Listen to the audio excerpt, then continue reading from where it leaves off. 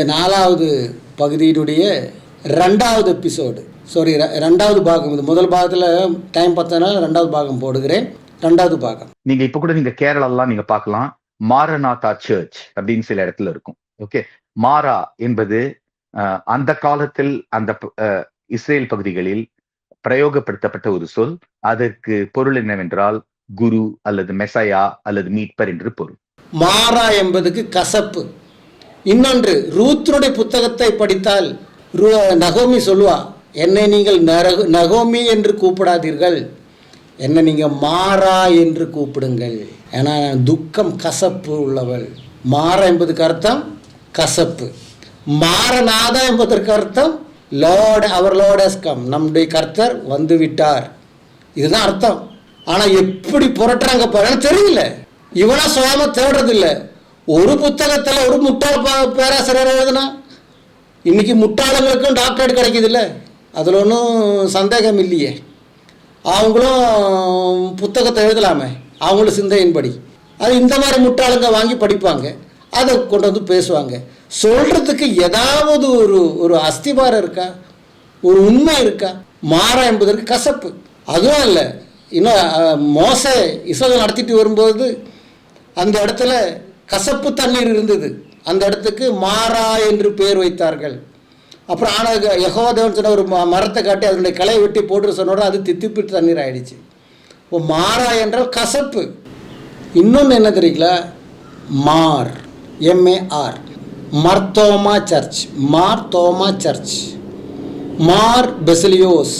இந்த மார் ஏன் வருது அப்படின்னா, ஈஸ்டர்ன் சர்ச்சஸ், அதாவது சிரியன் பாஷையில் மார் என்பதுக்கு அர்த்தம் புனித. சென்ட் தாமஸ், மார்தோமா, அது சிரியன் பாஷையில் சொல்லணும்னா மார்தோமா. சென்ட் ஆண்டனி சிரியன் பாஷையில் சொல்லணும்னா மார் ஆண்டனி. மார் என்பதற்கு சிரியன் பாஷையில், சுரியானி லாங்குவேஜில் அதுக்கு புனிதான்னு அர்த்தம். எங்கெல்லாம் செயின்ட்னு வருதோ அங்கெல்லாம் மார்னு வரும். ஒரு அறிவும் இல்லாத இந்த முட்டாளை உட்காந்து பேசி கொண்டிருக்கு. நல்லா அவர் எதை சொல்ல வராருன்னு அப்புறம் நான் சொல்கிறேன். அவர் குருன்ட்டார்ல, அதுக்கு நான் அப்புறம் சொல்கிறேன்.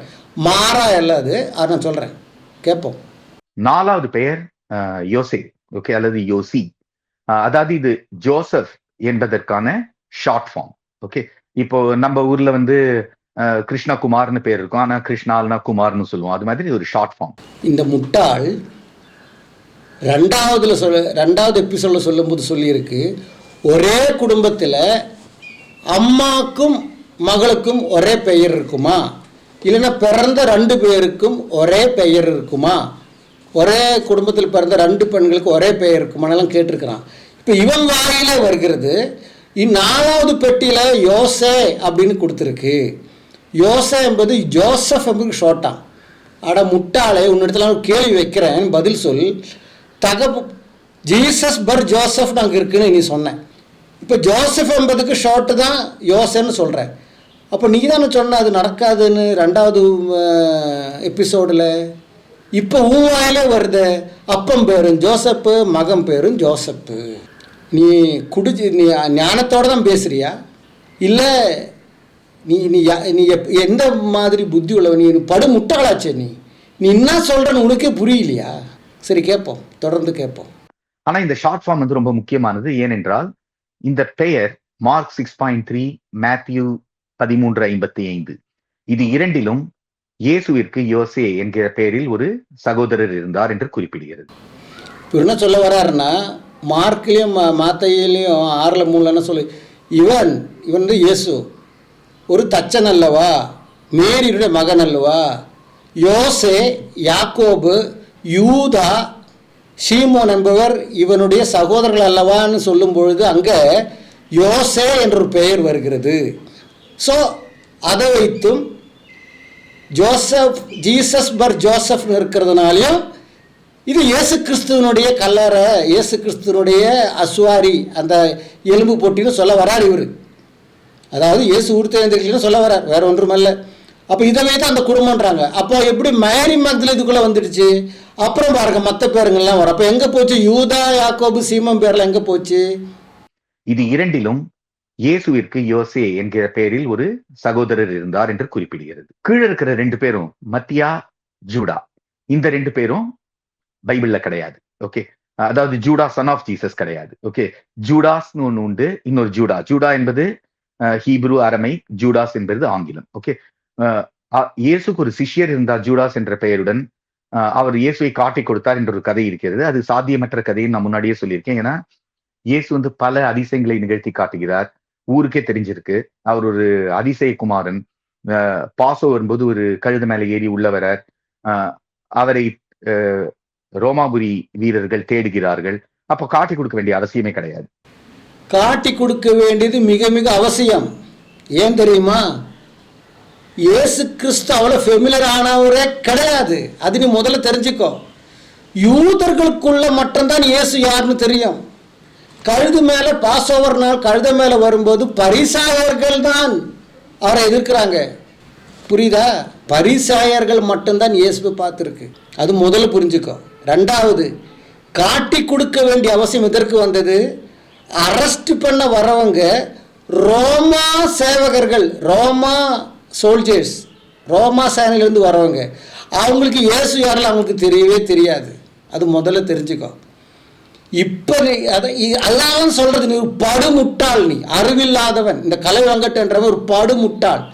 ஒரு எல்கேஜி படிக்கிற பசங்களுடைய புத்தி கூட கிடையாது. சரித்திரம் தெரியாதவன். இயேசு கிறிஸ்து பிறந்த காலத்தில் அவர் எங்கே வாழ்ந்தார்? ஒரு சின்ன இடத்துக்குள்ளே வாழ்ந்தார். புரியுதா? இயேசு கிறிஸ்து யாருன்னு அவரோட க்ளோஸ் அசோசியேட்டுக்கு மட்டும்தான் தெரியும் இயேசு யாருன்னு. அப்புறம் இந்த அப்பம் தின்ன போனாங்களே கொஞ்சம் பேர், அவங்களுக்கு தெரியும். அவங்க தான் இந்த ஒலிவு மரத்தினுடைய கிளையும் அதெல்லாம் போட்டுட்டு கழுது மேலே வர்றவங்கள வர புகழ்த்துறாரு. அது பரிசாயர்களுக்கு இது பண்ணுறாங்க. அப்போ ரோமா சேனையில் உள்ள சோல்ஜர்ஸுங்க ஒரு 10 பேர் வராங்க. அவங்களுக்கு இயேசு யாருன்னு தெரியாது. அப்போ யூதாசு காட்டி கொடுக்க வேண்டியது மிக மிக அவசியம். முதல்ல தெரிஞ்சுக்கோ. அது உனக்கு ஒரு படுமுட்டாளாக பேசாத. அமெரிக்காவில் உட்காந்துட்டு இருக்கிறல்ல, அமெரிக்காவுக்கு மானக்கேடு நீ இந்த மாதிரி பேசினா. சரி, பார்ப்போம். ஜூடாஸ் சன் ஆஃப் ஜீசஸ் பாருங்க. ஜூடாஸ் சன் ஆஃப் ஜீசஸ், ஜூடா பர் இயேசு, அப்படி அங்கே இருக்கு. அப்போ டோட்டலாக மத்தியான்ற ஒரு பேர். டோட்டலாக அந்த குடும்பமே அல்ல, இது வேற குடும்பத்தினுடைய கல்லறை. இப்போ நான் அதை பற்றி பேசுகிறேன். புரியுதுங்களா?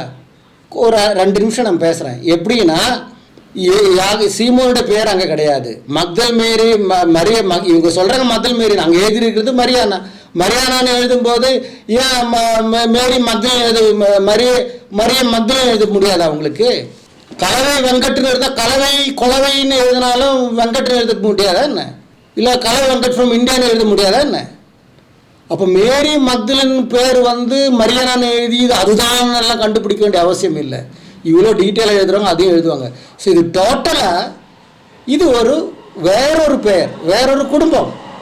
அந்த காலத்தில் யூதாவில் பார்த்தீங்கன்னா யகூதர்கள் மத்தியில் எல்லா குடும்பத்துலேயும் ஒரு மரியம் இருக்கும். ஆண்களில் யூதா இருக்கும், யோசேப் இருக்கும். எல்லா குடும்பத்திலையும் யூதா, யோசேப் எல்லா குடும்பத்திலையும் இருக்கும். இப்போ உதாரணமாக சொல்ல போனால் தமிழ்நாட்டை பொறுத்த வரைக்கும் இப்போ தான் 2 பசங்க. ஆதி காலத்தில் 5, 6, 7 பசங்க. அந்த குடும்பங்கள் எல்லா குடும்பத்துலேயும் ஒரு முருகன் இருப்பான் இல்லையா? அப்புறம் கொஞ்சம் இப்படி ஒரு 50 வருஷத்துக்கு முன்னாடி பார்த்தீங்கன்னா ஒரு சேகர் இருப்பார். எல்லா ஹிந்து குடும்பத்தில் பார்த்தாலும் முருகன், சேகர் இருக்கும்.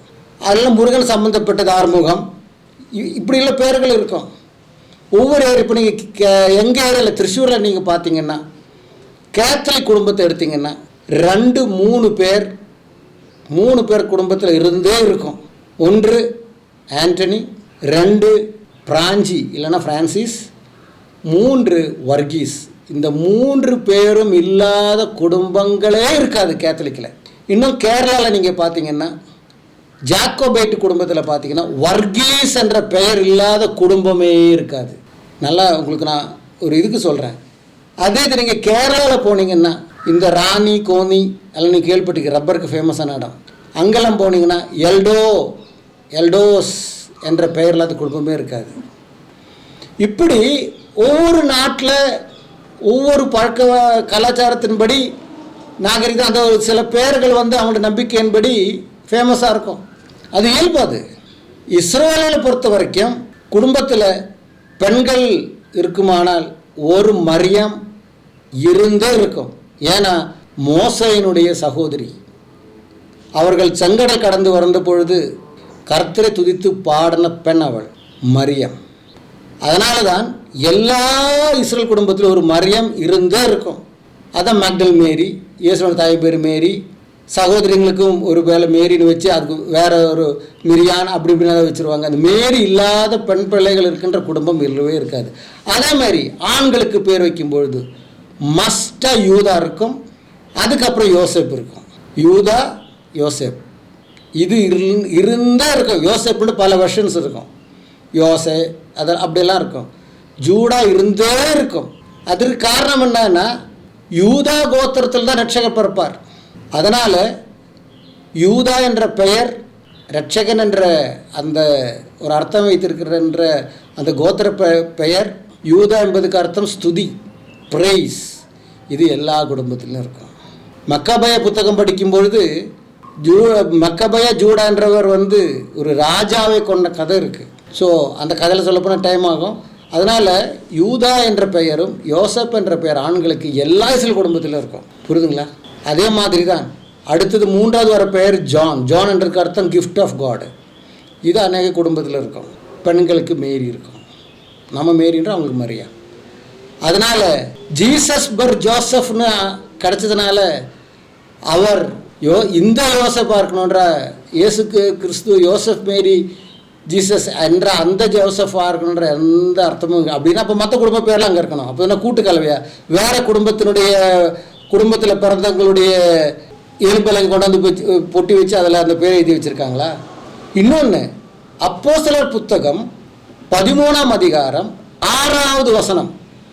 மறுபடியும் சொல்கிறேன், அப்போஸ்தலர் புஸ்தகம் 13ஆம் அதிகாரம் 6வது வசனத்தை படிக்கும்பொழுது நான் உங்களுக்கு படித்த காட்டுறேன். அங்கே ஒருவரை பற்றி நம்ம பார்க்கலாம்.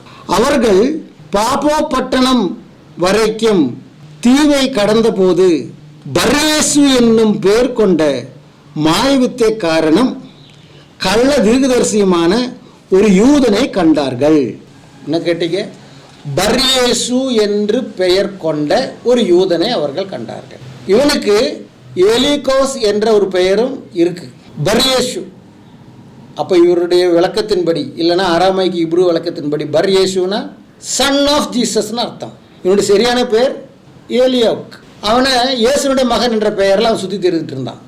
அவன் ஒரு மாயவித்தைக்காரன். அப்போ இது யார்? இயேசுக்கு பிறந்த அந்த பையனா? இயேசுக்கு உடனே சொல்லுவாங்க மக்தல் மேரிக்கும் இயேசுக்கும் பிறந்த பையன்தான் இவன் கூட சொல்லலாம். புரியுதுங்களா? அப்போது இயேசு என்ற பெயர் இந்த மேரி நம்ம ரட்சகராகி இயேசு கிறிஸ்துவுக்கு மட்டும்தான் இருக்குன்றதில்ல. அதுக்கு முன்னாடியும் இயேசு என்ற பெயர் அநேகருக்கு இருந்தது, பின்னாடியும் இருக்குது.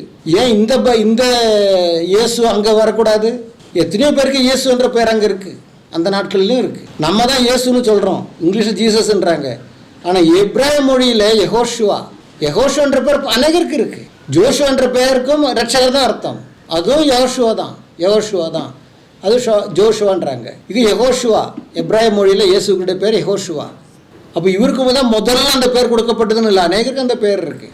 எத்தனையோ இப்போ என் பேர் ஆண்டனி, உலகத்தில் நான் ஒருத்தனா இருக்குது ஆண்டனி இல்லையே. எத்தனையோ பேருக்கு ஆண்டனி இருக்குது. எங்கள் சித்தப்பா பேர் ஆண்டனி. அதுக்காக இது அதுதான் சொல்ல வர பிரியமானவர்களே. இது ஏதோ ஒரு குடும்பம், அந்த குடும்பத்தில் குடும்ப தலைவனுடைய பேர் யோசேப், அவருக்கும் மகன் இயேசுன்னு ஒருத்தர் இருக்கிறார். அப்போ பர் ஜீசஸ் நாங்கள் இருக்காது, யெகோஷுவா பர் யோசேப்னு இருக்கும். அப்புறம் மேரி, மரியானே, மத்தியா, ஜூடா, இப்படி பல பேர்கள் அங்கே இருக்குது. அப்போ இது டோட்டலாக வேறு குடும்பம். ஆனாலும் நாஸ்திகனாக இருக்கின்ற பேராசிரியர் எழுதின புத்தகத்தில் அது இவர் தான் எழுதியாச்சு. ஏன்னா எப்ராயர்களுடைய கலாச்சாரமோ நம்பிக்கையோ கதையோ, அவங்களோட கதை மீன்ஸ் அவங்களோட சரித்திர கதையோ தெரியாமல் இப்படி பேசுகின்ற ஒரு கூட்டம் அந்த ஒரு புத்தகத்தை எடுத்துட்டு இந்த ஆள் பேச வருகிறாரே தவிர வேற ஒன்றும் அல்ல. இது ஒன்றும் புது விஷயம் இல்லை. நான் போன எபிசோட்லையும் சொன்னேன், இயேசு கிறிஸ்து பிறந்த காலத்திலேயே, அவர் வாழ்ந்த காலத்திலேயே, அவர் ஊழியம் பண்ணுகின்ற காலத்திலேயே பரிசேயர் சொன்னார்கள், இவன் பேய் பிடித்தவன் என்று. இன்னாடு மகன் தானே, சகோதரன் அன்றைக்கு வாழ்ந்தவர்களை சொன்னார்கள். இயேசுவை நம்பவில்லை, எதிர்த்து நின்றார்கள். பேய் பிடித்தவன் என்று சொன்னார்கள், தீனி பண்டாரம் என்று கூப்பிட்டார்கள். அது ஒன்றுமே கிறிஸ்துவ விசுவாசத்துக்கு பாதிக்கலை, இயேசு கிறிஸ்துவுக்கும் பாதிக்கலை. கலவை அல்ல, கலவையோட முப்பாட்டன்னு வந்து சொன்னாலும் கிறிஸ்துவத்துக்கு ஒன்றும் ஆகவும் போகிறதில்லை. அதனால் டோட்டலாக இந்த கல்லறை பரியேசன் ஒருத்தர் இருக்கிறார்ல, நான் தான் பைபிளை வாசித்து காட்டினேன். இப்போ இயேசு என்ற பேர் அநேகருக்கு இருக்குது. யூதா, மரியம், யோசப்ன்றதெல்லாம் அவங்களுடைய காமன் பெயர். புரிதுங்களா? சரி, அடுத்தது பார்ப்போம். முதல்ல நம்ம பார்த்த 4 பெயர்கள் மிக முக்கியமானவை. ஏன் முக்கியமானவை என்றால், தே அப்பியர் as a cluster, அதாவது 4ம் ஒன்றாக சேர்ந்து இந்த குடும்ப கல்லறையில் இடம் பெறுகின்றன. அது எப்படி இடம்பெறுகிறது? மேரி மக்தலேனாவை யார், இயேசு கிறிஸ்து சகோதரர் யாரும் திருமணம் பண்ணாங்களா? எப்படி மேரி மக்தலேனா இந்த குடும்ப கல்லறையில் வரும்? இவர் தானே சொன்னார் இது கிரேக்கில் எழுதியிருக்குன்னு.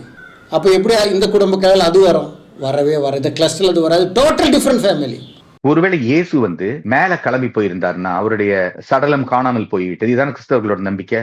ஓகே, 3 நாள் கழிச்சு பார்த்தா சடலம் காணவில்லை, அதனால இயேசுவே மேல கிளம்பி போயிட்டார், உடம்போடு அப்படியே மேல போயிட்டார் அப்படிங்கிற மூட நம்பிக்கை தான் கிறிஸ்தவத்தின் அஸ்திவாரம். ஆனா அந்த மூட நம்பிக்கை இங்க அடிபட்டு போயிடுறது. ஏனென்றால் இயேசு அப்படின்னா அவரோட எலும்புகள் இருந்திருக்கின்றன, அதை எடுத்து ஒரு ஆசுவரி, அதாவது எலும்பு பெட்டியில் போட்டு வைத்து இருக்கிறார்கள்.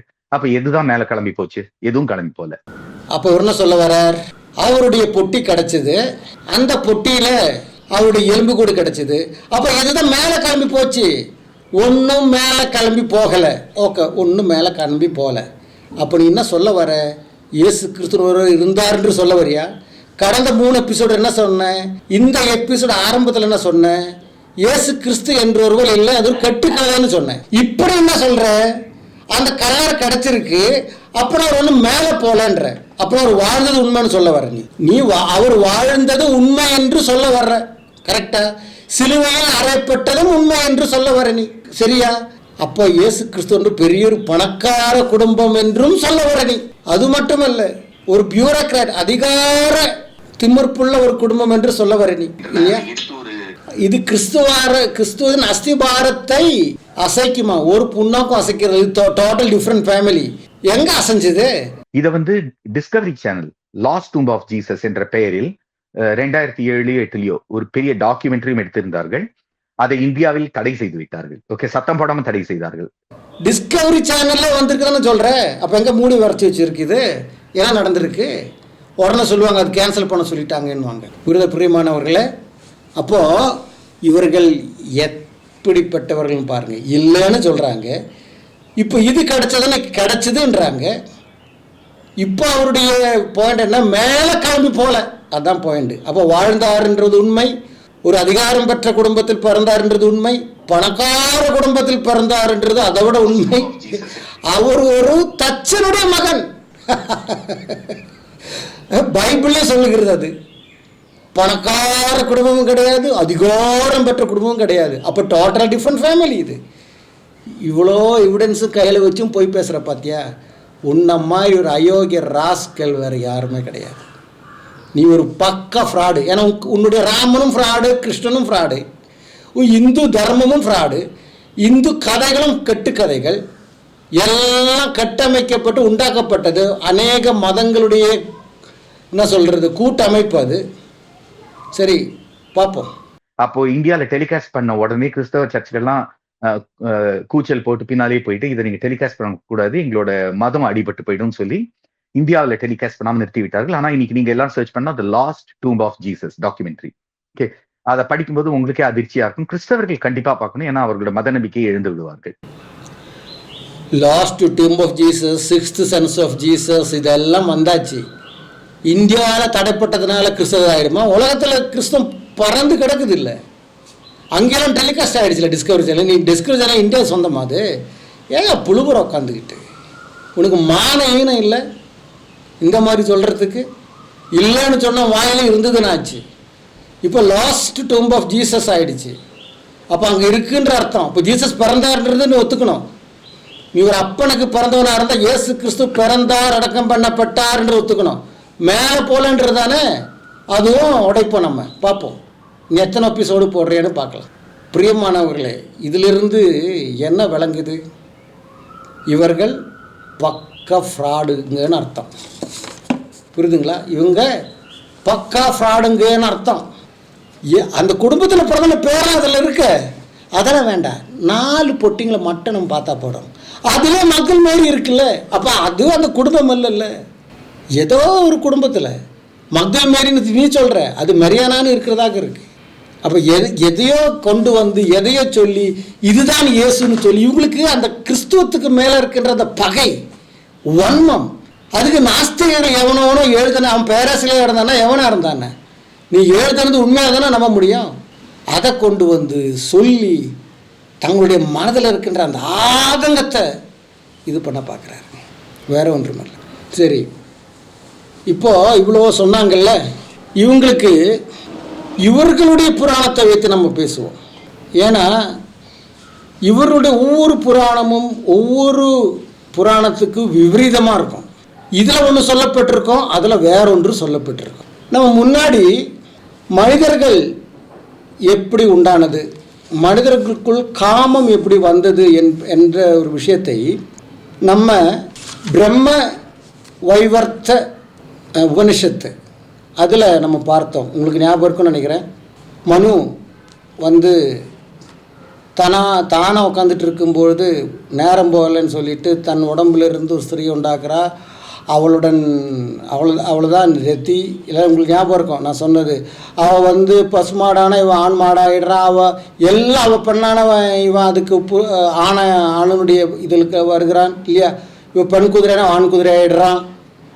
இப்படி உலகத்தில் எல்லா ஆண்களும் பெண்களும் பறவைகளும் எல்லாம் உண்டாயிடுச்சின்னு பிரம்ம வைவர்த்த உபனிஷத்துக்களில் நம்ம மகாபுராண உபனிஷத்தில் நம்ம அது பார்த்தோம்.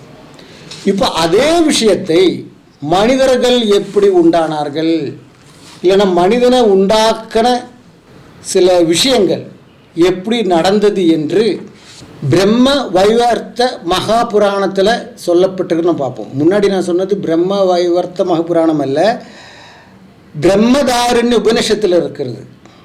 புரியுதுங்களா? அதில் தான் நான் சொன்ன அந்த கதை வரும். இப்போது பிரம்மதாரண்ய உபநிஷத்தில் மனிதர்கள் உண்டான கதை தான் நான் சொன்னேன். இப்போது பிரம்ம வைவர்த்த மகாபுராணத்தில் மனிதர்களை எப்படி உண்டாக்குனது என்று கிருஷ்ணன் சொன்னது அதை நம்ம பார்ப்போம். புரியுதுங்களா? பிறகு பரமாத்மாவான கிருஷ்ணன் அவருடைய மனசிலிருந்து கொதிக்க கொதிக்க உண்டாக்கப்பட்ட தங்கத்தால் ஒரு மனிதனை உண்டாக்கினார். அவருடைய மனசில் நெஞ்சிலிருந்து அப்படியே கொதித்து மெல்ட்டாக வருகின்ற தங்கத்தில் ஒரு மனுஷனை உண்டாக்கினார். அதில் என்னத்தை பார்த்தோம்? இந்த மகாதாரண்ய உபனிஷத்தில் என்ன நம்ம பார்த்தோம்? பிரஜாபதி சந்தோஷம் இல்லாமல் இருந்தது. அதனால் அவர் வந்து அவரை 2ஆக பிளந்து ஒன்று ஆண் ஒன்று பெண்ணாயிடுச்சு. புரியுதுங்களா? அதுக்கு பதி என்றும் பத்தினி என்றும் பெயர். பதிக்கு சதரூபன் என்றும் பத்தினிக்கு சதரூபாய் என்றும். அப்போது பிரம்மதாருண்ய உபனிஷத்தில் பிரஜாபதி டைம் போகாமல் 2ஆக பிளந்து பத்தினியாக்கி பதிக்கு சதரூபன் என்றும் பத்தினிக்கு சதரூபாய் என்றும் உண்டாக்கி அவங்களா சேர்ந்து ஆடு மாடு எல்லாம் அதை நான் சொல்லிட்டேன் உங்களுக்கு. ஆனால் இப்போது பிரம்ம வைவர்த்த மகாபுராணத்தில் கிருஷ்ணன் எப்படி மனுஷன் உண்டாக்குனா பாருங்க. அப்போ இங்கேயே மாறுது. அவருடைய நெஞ்சிலிருந்து தங்கத்தை கொதிக்க வச்சு அதில் ஒரு மனுஷனை ஒரு ஆணை அவர் சிருஷ்டிக்கிறார். புரியுதுங்களா? அவருக்கு மன்மதன் என்ற பெயர் வைத்தாச்சு. அதில் சதரூபன், இதில் மன்மதன் என்ற பெயர் வைத்தாச்சு. ஏன்னா அவருக்கு பானம் என்பதுக்கு அர்த்தம் அம்பு, 5 அம்புகள். இந்த பஞ்சபானாவை யாமினிகள் இஷ்டப்படுகிறதுனால, அதாவது பெண்கள் விருப்பப்படுகிறதுனால அவருக்கு மன்மதன் என்ற பெயர். மன்மதிலீலைன்னு கமலஹாசன் சினிமாலாம் இருக்கு இல்லைங்களா, மன்மதன். அப்போ எங்கேயா இப்போ தான் ஆணை உண்டாக்குறாங்க. அப்போ எங்கே பெண்களெல்லாம் எப்போ வந்துட்டாங்க? அவங்க யாமினிகள் எப்படி உண்டானாங்க? இந்த 5 அம்புகள் ஸ்திரீகள் விரும்புகிறபடி 5 இது இருக்குது அவர்கிட்ட. அதாவது அம்பு போல் அவருடைய இதயத்தை பிளக்குமா அந்த சுபாவம். அதுக்கு பஞ்சபாணன் அந்த தங்கத்தில் உண்டாக்குற ஆணுக்கு பேர் பஞ்சபாணன். இப்போ ஸ்திரீகளை எப்போ உண்டாக்கிடுச்சு? நான் மறுபடியும் எச்சரிக்கிறேன், இந்த டுபாக்கூர் இந்து கதைகளில் நீங்கள் கேள்வி கேட்கக்கூடாது, கதை தான் கேட்கணும். சரிங்களா? சரி, அந்த 5 அம்புகள் அந்த பஞ்சபாணன் பேர் வரத்துக்கு என்ன காரணம்? இந்த மன்மதனுக்கு. ஏன்னா 5க்கு என்ன காரணம்னா, மரணம், ஸ்தம்பனம், மரணம் என்றால் சாவு, ஸ்தம்பனம் என்றால் கட்டளை போட்டு நிப்பாட்டக்கூடிய அந்த திறமை, ஜாம்பனம் அப்படின்றால் பெருமை, 4வது சோஷனம் இல்லைன்னா கோஷனம் பண்ணுவாங்க, அதாவது கோபமும் அந்த கோபத்தை சாதிக்கக்கூடிய வல்லமையும், 5வது உன்மாதனம். உன்மாதனம்னா என்ன? அப்படியே ஜாலியாக மயங்கி இருக்கிறது. இதுதான் அந்த பஞ்சபானம். இந்த 5 ஆற்றலும் உடையவனாக இருக்கிறதுனால யாமினிகள் பெண்கள் அவரை சும்மா அப்படியே சுற்றிட்டு வராங்க. ஆனால் இவர் மன்மதன் ஆயிட்டார். கிருஷ்ணன் நெஞ்சிலிருந்து தான் வந்திருக்கு, புரிஞ்சுக்கணும் இதெல்லாம். சரி, அடுத்தது இவர் அப்படி சிருஷ்டிக்கப்பட்டவர் என்ன உண்டாகுது? இவர்கிட்ட இருந்த இந்த யாபனிகள் முகாந்திரமாக மனிதர்கள் வர ஆரம்பிக்கிறாங்க. ஆனால் இந்த மனிதர்களுக்கெல்லாம் காம உணர்வு இல்லை, அப்போ சந்ததி உண்டாக மாட்டேங்குது. உடனே இந்த 5 அம்பு இருக்கு இல்லையா, இந்த காமமும் மரணமும் ஸ்தம்பனமும் எல்லாம் இருக்கின்ற இந்த 5 அம்பு ஆளுங்க மேலே விட ஆரம்பிக்கிறார். யார்? இந்த மன்மதன். இந்த அம்புகள் அவர்கள் மேலே பெற்ற உடனே இவர்கிட்ட இருந்து உண்டான ஆண்களுக்கெல்லாம் காமம் உண்டாக ஆரம்பிச்சிடுச்சு. இப்படி காமம் வந்த வழியை பார்த்தீங்களா? அதில் சொல்கிற வழி வேறு, எதில்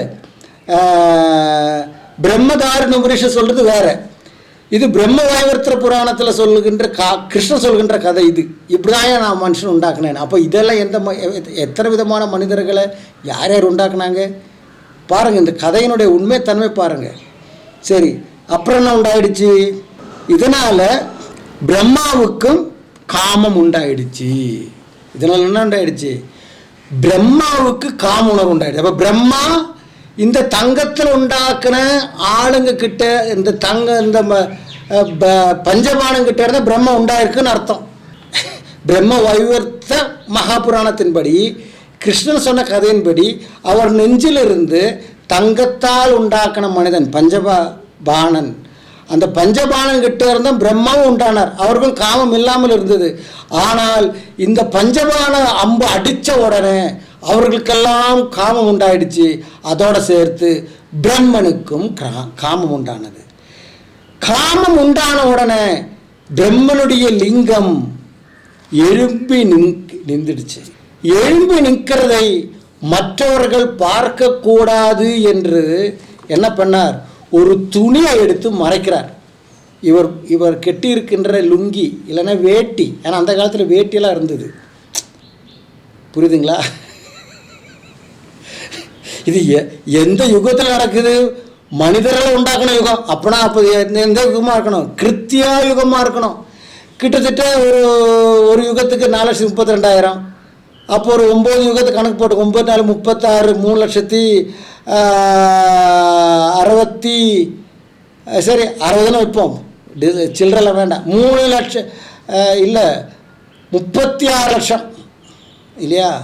அது 4 இது 3 8 என்னால் 32 9 36 லட்சம் வருஷம் முன்னாடி வேட்டியெல்லாம் சங்குமார்க்கு லுங்கியோ இல்லைன்னா ராமராஜர் வேட்டின்னு வச்சாச்சு, பேர் வேணாம், ராமர் ஏதோ ஒரு வேட்டி அன்னைக்கு இருந்தது.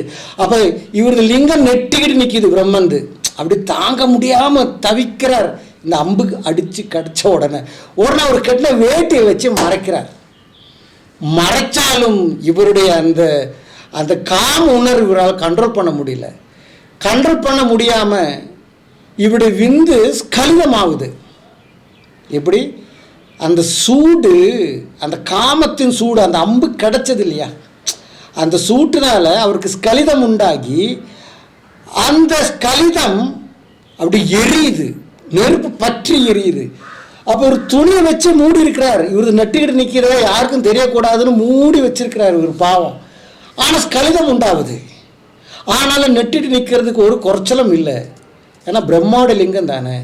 அப்போ அந்த விந்து, அந்த ஸ்பேம் ஸ்கலிதமாகி ஏதாவது ஸ்திரீயோட யோனிக்குள் போயிருக்கணும். ஆனால் போகலை. அப்போ அது அப்படியே துடிக்குது, எரியுது, நெருப்பாக நிற்கிது. அந்த நெருப்பு 1000 பனைமரம் உயரத்துக்கு போகுது நெருப்பு. இப்போ ஒரு நெருப்பு பற்றி எரியும் போது மேலே எரியுதில்லை. இப்போ இந்த எரிமலை வெடிக்கும்பொழுது அந்த அக்கினி கிலோமீட்டர் கணக்காக போவோம். 10 கிலோமீட்டர் 15 கிலோமீட்டர் ஹைட்டுக்கு போகுது இல்லையா? அப்போது இவருடைய இந்த அக்கினி எரிய ஆரம்பிச்சிடுச்சு. இது எங்கேயாவது போகணுமே, ஏதாவது ஒரு யோனி வேணுமே, இது அதுக்குள்ளே செலுத்தணுமே. அப்போ அப்படி சுட்டு அந்த சூடு எரியுது. அந்த எரிகின்ற அந்த அக்கினி ஜுவாலை, அந்த ஃப்ளேம் 1000 பனைமரம் ஹைட்டுக்கு அப்படியே எழும்புது. ஒரு பக்கம் துணியை போட்டு மறைக்கிறாரு லிங்கத்தை, அது நெட்டிக்கிட்டு நிற்கிறத மூடி மறைக்கிறாரு. அந்த சூடு அப்படி எரியுது. அப்போ இவருடைய உடம்புக்கு ஒன்றுமே ஆகலை, அந்த வேட்டியெல்லாம் எரியல. 1000 பனைமரம். அப்போ நம்ம தோராயமாக ஒரு பனைமரத்துக்கு கணக்கு தான் போடுவோமே. ஒரு பனைமரத்துக்கு ஒரு 4 மாடி ஹைட்டுக்குன்னு வைப்போம். ஒரு 40 அடி ஹைட்டு ஒரு பனைமரத்துக்கு இருக்குன்னு வைப்போம். 1000 பனைமரத்துக்கு 1000 லட்சமா?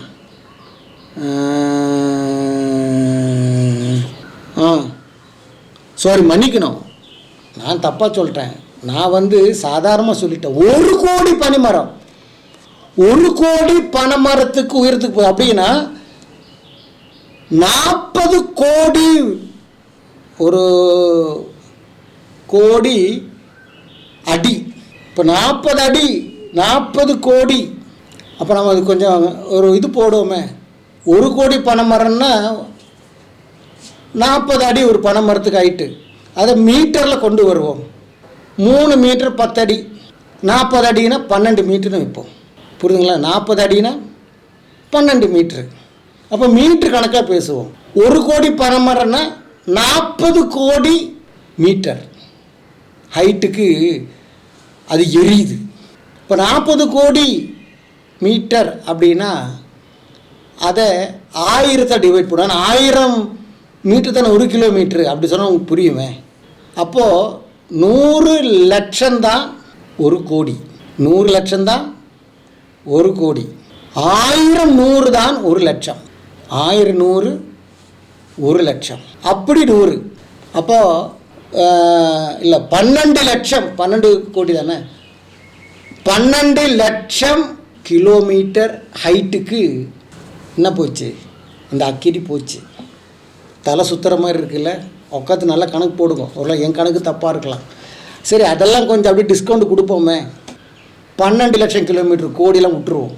எதுக்கு பாவம் அப்படி லிங்கத்துக்கு இவ்வளோ ஆகிட்டெல்லாம் கொடுக்கணும்? அது போய் எந்த பெண்ணோட சேர்ந்தாலும் அவங்களுடைய கதி என்ன? சரி, அதெல்லாம் விடு. ஏன்னா பார்வதியோட யோனி அந்த சைஸில் இருக்கலாம். ஏன்னா அடுத்தது அந்த கதை வருகிறது. அப்போது ஏன் அந்த கதை வருதுன்னு இதுக்கு சம்மந்தப்பட்ட கதை அது. அப்போ 12 லட்சம் கிலோமீட்டர்னு வைப்போம். 12 லட்சம் கிலோமீட்டர் ஹைட்டுக்குள்ள அவருடைய நெருப்பு பற்றி எரியுது.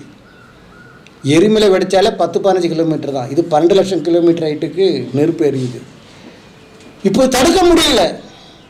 உடனே கிருஷ்ணன் என்ன செய்கிறாருன்னா தண்ணீர் உண்டாக்குறார். எப்படி? அப்போ அதுக்கு அர்த்தம் தண்ணீர் உண்டாக்குனார்ன்றனா அது வரைக்கும் தண்ணீர் இல்லைன்னு தானே அர்த்தம் உலகத்தில். அப்போ ஒரு தண்ணீர் உண்டாக்குனார். அந்த தண்ணீரை கிருஷ்ணன் எடுத்து இந்த லிங்கத்திலிருந்து வந்த அந்த விந்து பற்றி எரியுது பாருங்கள், 12 லட்சம் கிலோமீட்டர் ஹைட்டுக்கு, அது மேலே ஊற்றினார். ஊற்றின உடனே அது அப்படியே ஆஃப் ஆகிடுச்சு. ஆனால் அன்னிலிருந்து ஒரு சரித்திரம், ஒரு விஞ்ஞான சரித்திரங்க, உங்களுக்கெல்லாம் தெரியாது. அன்னிலிருந்து தான் தண்ணீர் நிமித்தம் அக்கினி ஆஃப் ஆகக்கூடிய தன்மை பெற்றது. அது வரைக்கும் அக்கினியில் யாராலையும் ஆஃப் பண்ண முடியலை. புரியுதுங்களா? அது அக்னி எரிஞ்சுக்கிட்டே இருக்கும். ஆனால் கிருஷ்ணனை தண்ணி எடுத்து ஊற்றினார் பாருங்க பிரம்மாவோட லிங்கத்து மேலே. ஊற்றின உடனே அந்த 12 லட்சம் கிலோமீட்டர் ஹைட்டுக்கு போகிற அந்த அக்கினி ஆஃப் ஆயிடுச்சு. அன்னிலிருந்து தண்ணியினால் அக்கினி அணையக்கூடிய, ஆஃப் ஆகக்கூடிய இது உண்டாயிடுச்சு. ஏன்னா அந்த தண்ணியிலிருந்து தான் தண்ணியினுடைய தேவனாகிய வருணன் உண்டானான். பார்த்தீங்களா?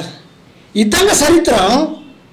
பகுத்தறிவு, விஞ்ஞானம், சரித்திரம் எல்லாவற்றையும் கூட்டு கலவையாக சேர்த்து வைத்த இந்த பிரம்ம வைவர்த்த மகாபுராணத்தில் கிருஷ்ணன் மனிதனை உண்டாக்குறதுக்கு செய்ததும் எப்படி தங்கத்தை உண்டாக்கி அதுக்கு மேலே இந்த பஞ்சபான அந்த அம்பை அடித்து அப்புறம் அவருக்குள் காம உணர்ச்சி உண்டாயிடி யாமினிகளும் மனிதர்களும் சேர்ந்து மனிதர்கள் உண்டாக்கும் பொழுது அந்த நேரத்தில் பிரம்மாக்கும் காமுணர்வு உண்டாகி அந்த காம உணர்வினுடைய உச்சத்தில் பாவம் மூடி மறக்கலாம் பார்த்து முடியாமல் அந்த விந்து கீழே விழாமல் எரிஞ்சு 12 லட்சம் கிலோமீட்டர் ஹைட்டுக்கு போய் வருணனை என்ற அந்த தண்ணியை உண்டாக்கி அதை இது போட்டு அதை அணைச்சி ஆஃப் ஆச்சு.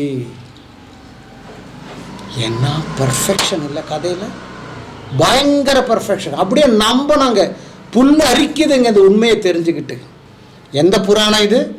பிரம்ம வைவர்த்த மகாபுராணத்தில் கிருஷ்ணன் சொல்கிறாரு, நான் இப்படி தான் மனுஷன் உண்டாக்குறேன். இது அவன் எழுதின கட்டுக்கதை, எவனோ ஒருத்தன் எழுத கட்டுக்கதை எழுதினான். அப்போ இவங்க இந்த காம உணவு சிந்தனை பாருங்க எப்படி இருக்குன்னு. மசூலியெல்லாம் சாப்பிட்டு ஆண்கள் லிங்கத்தெல்லாம் பெருக்க வேண்டிய அவசியம் இல்லை. பஞ்சபானம் அடித்தா போதும், கிலோமீட்டர் கணக்காக நிற்கும் அவனுடைய. பாவம் அநேக ஸ்திரீகள் இது பார்ப்பாங்க, என்னை மன்னிச்சிருங்க சகோதரிகளை. ஏன்னா புராணத்தில் இருந்து அப்படியே சொல்கிறாங்க. சந்தேகம் தான் நீங்கள் வீட்டில் போய் கடையில் போய் லிஃப்கோனுடைய புராணத்தில் வாங்குங்க, அது படிங்க, அப்போ தெரியும் உங்களுக்கு. புரியுதுங்களா? இது ஒரு பக்கம் இருக்க என்ன சொல்ல வர்றாங்க அப்படின்னா, இப்போ தெரியுதுங்களா லிங்கத்துக்கும் அக்கினிக்கும் இருக்கின்ற ஒரு கனெக்ஷன். ஏன் சொல்ல வராங்கன்னா, லிங்க புராணம் நான் போன எபிசோடில் சொன்னேன், சிவனுடைய லிங்கம் எப்பேற்பட்டது. 8 மணி நேரத்தில் 800 ஸ்திரீகள் அனுபவிச்சான். அந்த லிங்கம் அறந்து கீழே விழுந்த பற்றி எரியும். இப்போ புரிஞ்சிடுச்சிங்களா? அந்த லிங்கத்தில் இருந்து வருகின்ற அந்த விந்து உலகத்தில் பட்ட இன்னும் ஆகும் கதி எரியாது. பிரம்மனுக்கும் நெட்டி நிற்கும் போது 12 லட்சம் கிலோமீட்டர் ஹைட்டுக்கு விந்து போகுது எரிஞ்சுக்கிட்டு. சிவனுக்கும் அப்படி நடக்குது. அப்போ எவ்வளோ உண்மை. அப்போ இது அடக்கக்கூடிய ஒரே ஒரு யோனி பார்வதி இதுதான். ஆனால் பாவம் பிரம்மனுக்கு பார்வதி கிடைக்கல. பிரம்ம என்ன செஞ்சார் நம்ம இன்னொரு எபிசோடில் அது பார்ப்போம். இதுக்கே டைம் வேஸ்ட் பண்ணி பிரயோஜனம் இல்லை. எனக்கு இதெல்லாம் பயங்கர உண்மைங்க. நீங்கள் நம்பினங்க கதை வாங்கிட்டு ஒரு தெரியாமல் இருக்கலாம் பாவம். இதையும் நீங்கள் சொல்லணும். திரு ஸ்ரீ அவர்கள் இருக்கிற ஸ்ரீ, அந்த ஸ்ரீயும் இதை கொஞ்சம் சொல்லணும். இதுக்கு ஒரு விளக்கம் கொடுக்கணும். இந்த முட்டா பையன் அந்தோனி உட்காந்துட்டு என்னென்னமோ சொல்கிறான், நம்முடைய இந்து மார்க்கத்தை எதிர்த்து பேசுகிறான், கிண்டல் பண்ணுறான், சிரிக்கிறான்னு. அவனுக்கு இதோ பதிலடன்னு சொல்லிட்டு நீ ஒரு அப்பனுக்கு பிறந்தவனாக இருந்து இதுக்கு பதில் வைக்கணும். பிரம்மாவர்த்தர் புராணத்தில் சொன்னதனுடைய பொருள், அந்த ஆத்மீய ரகசியத்தினுடைய ஆழம் இதுதான் என்று நீ வைக்கணும்.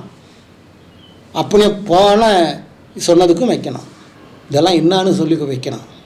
புரியுதுங்களா? பக்க ஃப்ராடுங்க. ஏதோ ஒரு குடும்பத்தில் இன்னும் உலகத்தில் யோசேப்பு ஜீசஸ் மேரின்னு ஒருத்தர் தான் இருந்தாங்களா? அந்த குடும்பத்தில் பிறந்த பேரும் அதில் இருக்க, அதெல்லாம் வேண்டாம். 4 பொட்டிங்களை மட்டும் நம்ம பார்த்தா போடும். அதிலே மக்கள் மாரி இருக்குல்ல. அப்போ அதுவும் அந்த குடும்பம் இல்லைல்ல. ஏதோ ஒரு குடும்பத்தில் மக்கள் மாரின்னு நீ சொல்கிற, அது மரியானான்னு இருக்கிறதாக இருக்குது. அப்போ எதையோ கொண்டு வந்து எதையோ சொல்லி இதுதான் இயேசுன்னு சொல்லி இவங்களுக்கு அந்த கிறிஸ்துவத்துக்கு மேலே இருக்கின்ற அந்த பகை வன்மம். அதுக்கு நாஸ்திகர் எவனோனோ எழுதுன, அவன் பேராசிரியர் இருந்தானா எவனாக இருந்தானே, நீ எழுதுனது உண்மையாக தானே நம்ப முடியும். அதை கொண்டு வந்து சொல்லி தங்களுடைய மனதில் இருக்கின்ற அந்த ஆதங்கத்தை இது பண்ண பார்க்குறாரு. வேற ஒன்றுமில்லை. பிரியமானவர்களே, நமக்கு இந்துக்கள் மேலேயோ அவருக்கு பிராமணர் மேலேயோ கோபம் இல்லை. எனக்குள்ள கோபம் பார்ப்பனியத்தின் மேலே, ஹிந்துத்துவா சொல்கிறாங்கல்ல அவங்க மேலே தான் கோபம். அந்த புராண கட்டு கதைகளை நம்ப வச்சு இந்த நாட்டை அழிக்கிறாங்கல்ல. 2000 வருஷமாக ஜாதியை உண்டாக்கி ஒரு கூட்டம் ஜனங்களை படிக்க விடாமல் வளர விடாமல் விட்டாங்கல்ல, அதனால தான் வெறுப்பு. இப்போ மறுபடியும் திணிக்க பார்க்குறாங்க. வேற ஒன்றுமில்லை. எப்போ நான் சொன்ன பாருங்க, பிரம்ம வைவர்த்த புராணத்தில் மகாபுராணத்தில் இருக்கின்ற அந்த உண்மை சம்பவம், விஞ்ஞானம், சரித்திரம் எல்லாத்தையும் மிக்சியில் போட்டு அடித்து துணியில் போட்டு புழிஞ்சு எடுத்து தான் கொடுத்துருக்குறேன். இதுக்கு கலை வாங்கிட்டு பதில் போடு. இல்லை எவனாவது ஒரு ஹிந்து பார்ப்பன இருந்தால் போடியா பதில். உனக்கு தைரியம் இருந்த ஒரு ஆம்பளையாக இருந்தால் போடியா பதில். நான் சொல்கிறது பொய்னு நிரூபியா நீ. நான் தான் புத்தகம் பேரை சொல்லிட்டு கதை சொல்கிறேன். பிரம்ம புராணத்தை பிரம்ம வைவர்த்த மகாபுராணத்தை பற்றி எவனாவது எதை எழுதி வச்சு அதை நான் சொல்லலை. கலை வாங்கிட்டு சொல்கிறது போல நான் புராணத்தையே சொல்கிறேன். பைபிளை வச்சு தர்க்கம் பண்ணு உன்னால் முடிஞ்சா. பிரியமானவர்களே, என்னை கேட்டுக்கொண்டிருக்கின்ற சகோதரர்களை, முக்கியமாக இந்து சகோதரர்களை, மன வருத்தத்துடன் நான் உங்களிடத்தில் பேசுகிறேன். நீங்கள் பார்ப்பன கட்டுக்கதைக்குள் மயங்கி இருக்கிறீங்க. அப்படி ஒரு கடவுளும் இல்லை, ஒன்றும் இல்லை. இது உங்களையே அடிமைத்தனத்திற்குள் வைத்திருக்கு. நான் பஞ்சமன், நான் சூத்திரன் என்று சொல்லி அவர்களுக்கு அடிமைகளாக உங்களை வைத்திருக்கிறீர்கள். அவங்க வைத்திருக்கிறாங்க, நீங்கள் அதுக்கு அடிமையாக ஆமாம் ஆமான்னு நம்பிட்டு இருக்கீங்க. வெளியில் வாங்க, சிந்தியுங்க. இதெல்லாம் நடக்கக்கூடிய விஷயமானு சிந்தியுங்க. ஆனால் சமத்துவம் பெரியார் பேசுகிறதுக்கு முன்னமே 2000 வருஷம் முன்னாடி இயேசு கிறிஸ்து பேசினார். ஆண் என்றும் பெண் என்றும் இல்லை என்று. கீழ் ஜாதி மேல் ஜாதி மேலே இல்லை. சமரேஸ்வரியினுடைய கதையில் நீங்கள் புரிந்து கொள்ள முடியும். குஷ்ரோகிகளையும் சமூகத்தில் ஒதுக்கப்பட்டவர்களையும் எல்லாரையும் அணைத்து உங்களுக்கு உலகத்திலிருந்து ஆவிக்குரிய ரட்சிப்பு வேணும் என்றால், ஆத்ம ரட்சிப்பு வேணும் என்றால், நானே வழி சத்தியம் என்று சொன்னவர் கிறிஸ்து என்னிடத்தில் தவறு இருந்தால் சுற்றி காட்டுங்கள் என்று 2000 வருஷம் முறை சேலஞ்சு பண்ணவர். இன்றைக்கு வந்து சேலஞ்ச் இருக்கு. ஒருவராலேயும் அது காண்பிக்க முடியவில்லை. அவருடைய வாழ்க்கையிலேயோ அவருடைய பேச்சிலேயோ அவருடைய உபதேசத்திலேயோ. பிரியமானவர்களே, அந்த இயேசுவை நீங்கள் ஏற்றுக்கொண்டால் ராமனும் காப்பாற்ற முடியாது, கிருஷ்ணனும் காப்பாற்ற முடியாது. நரக வாழ்க்கையிலிருந்து இயேசு கிறிஸ்து ஒருவரே காப்பாற்ற முடியும். அதற்காக தான் மனிதன் அனுபவிக்க வேண்டிய தண்டனை சிலுவையில் அவர் அனுபவித்து தன்னை தியாக பலியாக ஒப்பு கொடுத்தார். மற்ற கடவுளும் மற்றவங்களை கொலை செய்தார்கள், பலி கொடுத்தார்கள். இந்த தேவன் மனிதனாக வந்து மனுஷனுக்காக தன்னை ஒப்பு கொடுத்து அதை நீயும் நானும் நம்பினால், உலகத்தில் நம்பினால், எத்தனை பேர் நம்புகிறார்களோ அத்தனை பேரும் அந்த தேவனுடைய பிள்ளையாக கூட அதிகாரத்தை கொடுத்து கடைசி நாட்களில் அவருடன் ஜீவிக்கும்படிக்கு பரலோகம் கொண்டு போக வருகிறார். நம்புங்க, விசுவாசிங்க. நீங்களும் அந்த கூட்டத்துக்குள் சேரலாம். இல்லாவிட்டால் நித்திய நரகத்துக்குள் போவீர்கள். வேறு எந்த வழியும் இல்லை. சிந்திங்க, செயல்படுங்க. கர்த்தர் உங்களை எல்லாரையும் ஆசீர்வதிப்பாராக. நன்றி.